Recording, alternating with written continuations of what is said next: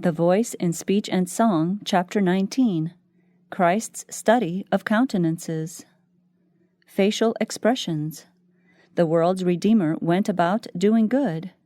When before the people, speaking to them the words of eternal truth, with what earnestness he watched the changing countenances of his hearers. The faces that expressed deep interest and pleasure as they listened to his words gave him great satisfaction. And when the truth, plainly uttered, touched some cherished sin or idol, he marked the change of countenance, the cold, stern, forbidding look, which told that the truth was unwelcome.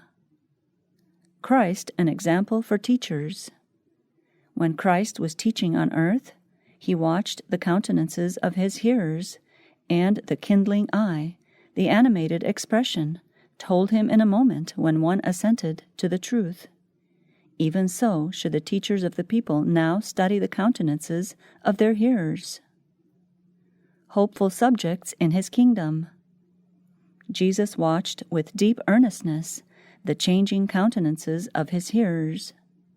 The faces that expressed interest and pleasure gave him great satisfaction.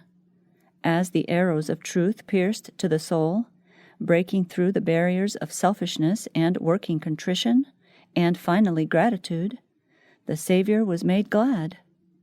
When his eye swept over the throng of listeners, and he recognized among them the faces he had before seen, his countenance lighted up with joy.